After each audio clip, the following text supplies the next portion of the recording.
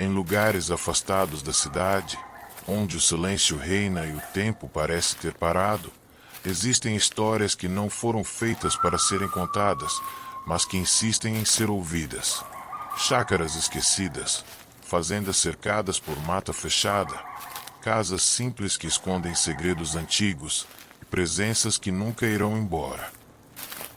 Hoje, você vai ouvir relatos reais e perturbadores presenciados por pessoas comuns, assim como eu e você, que só queriam recomeçar suas vidas na calma do campo, mas acabaram encarando algo muito mais sombrio do que imaginavam. Conto 1. A noiva afogada no poço. Meu tio havia deixado uma casa no campo de herança para mim, depois de sua morte. Ele tinha mais de 70 anos e era um senhor teimoso e debilitado. Não tinha mulher nem filhos, minha mãe e eu éramos a sua única família viva. Falamos diversas vezes para que fosse morar conosco, que cuidaríamos dele, mas ele sempre se negava. Dizia que gostava de morar sozinho e das coisas do jeito dele. Mais uma vez havia dispensado a cuidadora, nenhuma ficava com ele por muito tempo. Voltando para receber o pagamento pelos dias, foi encontrado sem vida pela cuidadora, com os pulmões cheios d'água, embora não houvesse uma gota sequer ao redor. A propriedade ficava no meio do nada, bem para lá das fazendas de criação, e era cercada por um campo seco e árvores antigas, de galhos feios e retorcidos. O ar era seco e tinha um peso peculiar. Mesmo nos dias de sol, as sombras pareciam mais escuras do que deveriam ser. Minha mãe havia morrido há quase um ano. Presenciar aquilo foi o evento mais traumático da minha vida. Quando fui notificado que meu tio havia falecido, senti uma dor específica, uma dor que me dizia que agora eu estava realmente sozinho no mundo. Toda minha família já havia morrido. Resolvi ir morar na casa dele, e a princípio parecia o plano perfeito. Um lugar isolado e com a calma do campo era perfeito para me reencontrar. Na primeira noite que dormi ali, sonhei com uma mulher vestida de noiva, parada à beira de um poço velho que havia atrás do curral. A água estava seca, mas ela chorava, sussurrando algo como ele prometeu. Ao acordar, ainda meio sonolento, vi no chão perto da porta pegadas secas de lama. Não liguei muito para aquilo. Deveria ter sido ontem na mudança. No entanto, ao explorar o terreno no dia seguinte, encontrei o poço do meu sonho, exatamente como o vi. A tampa de madeira estava quebrada e marcas de unhas arranhavam a borda de pedra, como se alguém tivesse tentado subir desesperadamente. O cheiro vindo de lá era estranho, algo entre flores podres e carne molhada. Nos dias que se seguiram, sons começaram a ecoar à noite. Choros abafados, passos de salto sobre o piso da varanda e o som nítido de roupas sendo arrastadas no chão. Sempre às 3 horas da manhã. Comecei a evitar andar perto do poço. Já estava pensando em mandar aterrar aquilo, quando as coisas pioraram. No banheiro, o espelho embaçava com palavras escritas com dedos invisíveis: "Volte para mim." Minhas roupas apareciam encharcadas dentro do armário, e meu colchão amanheceu molhado várias vezes, impregnado com o cheiro de perfume doce podre. Certa noite, acordei com a sensação de que alguém estava deitado ao meu lado. O colchão afundava e uma respiração fria tocava minha nuca. Virei o rosto devagar e vi algo que até hoje custo a acreditar. O véu, encharcado, cobria algo que sorria sombriamente. Gritei como um louco e acendi a luz. Não havia ninguém, mas o espelho, que ficava em frente à cama, estava coberto por gotículas de água. No 8º dia, encontrei no porão um vestido de noiva antigo, sujo, rasgado, com marcas de terra e sangue seco. Ao lado, uma aliança enferrujada com as iniciais AH. Quando toquei o vestido, ouvi vozes em coro vindo do campo. Saí correndo, mas o céu escureceu em segundos, como se o tempo respondesse à sua presença. A tempestade começou sem aviso. Fui até o poço tentar acabar com tudo aquilo, jogando o vestido lá dentro, mas algo me agarrou pela perna. Saindo do fundo seco, ela emergiu. Os cabelos flutuavam como serpentes escuras, e os olhos eram fendas d'água sem brilho algum, e a pele podre ainda suportava o vestido de noiva. Eu estava petrificado. Minhas pernas tremiam, e meu estômago começou a revirar. Ela sussurrou para mim com uma voz cheia de súplica. Você disse que voltaria, e me arrastou.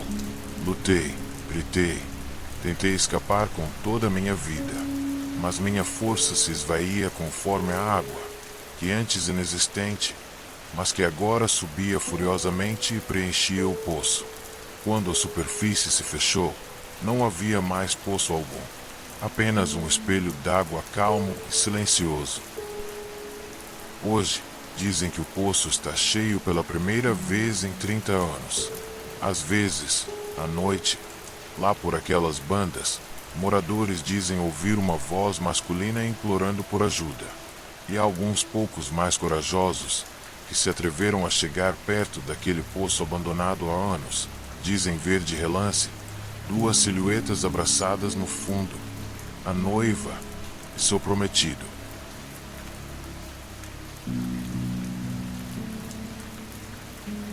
Conto 2. O Cavaleiro do Crepúsculo. Meu avô sempre foi um homem de poucas palavras, mas era um exímio contador de histórias. Vindo do campo e da lida com a terra, já viu coisas que qualquer um desacreditaria. Todas as suas histórias carregavam um peso que me fazia perder o sono por dias, mesmo depois de adulto.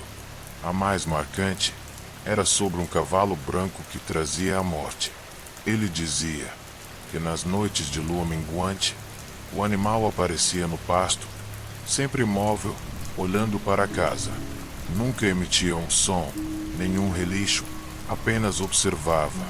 E então, nos dias que se seguiam, alguém daquela família morria. Sempre, sem falha. O resto da família achava que era só uma superstição boba, um conto rural para assustar as crianças. Até que numa noite abafada de lua minguante, meu primo Lucas voltou correndo da varanda, pálido como uma vela. Disse que viu o cavalo, que viu ele parado no pasto.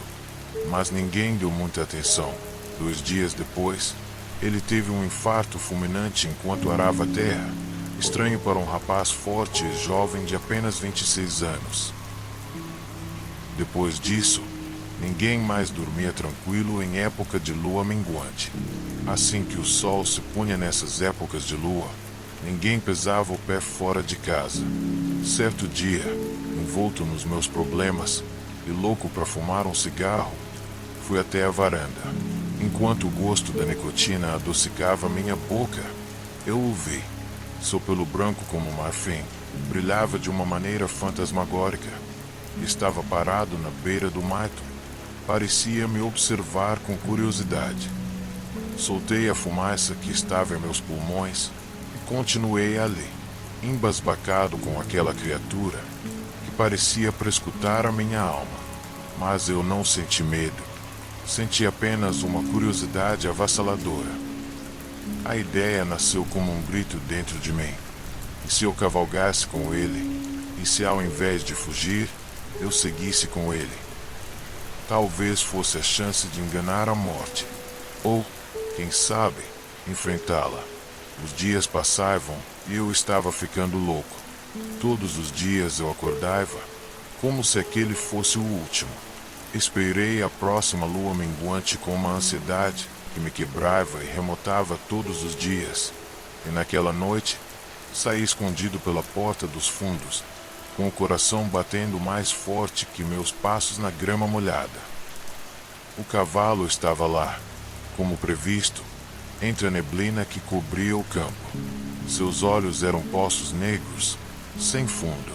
Quando me aproximei, ele sequer se mexeu.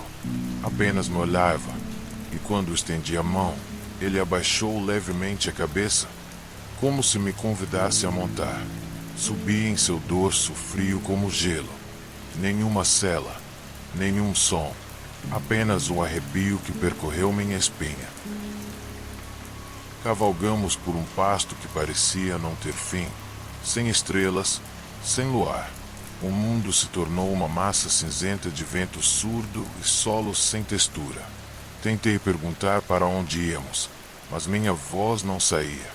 E quando finalmente tentei descer, percebi que minha perna havia afundado no flanco do cavalo, como se ele fosse feito de neblina sólida. Foi então que ouvi, dentro da minha cabeça: agora, você é o próximo portador. Acordei deitado no campo, sozinho, com as roupas encharcadas de orvalho e lama até os joelhos.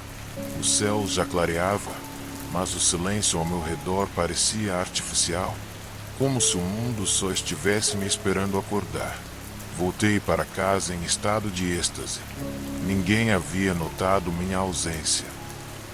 Nos dias que se seguiram, o cavalo branco passou a aparecer com mais frequência, não mais à beira do pasto, mas em frente à minha janela, sempre me observando, como se esperasse instruções. Foi aí que compreendi. Ele não era apenas um presságio da morte. Ele era um instrumento, e agora eu era o condutor. Na semana seguinte, minha vizinha, uma senhora que maltratava animais e vivia brigando com todos, cruzou comigo no portão.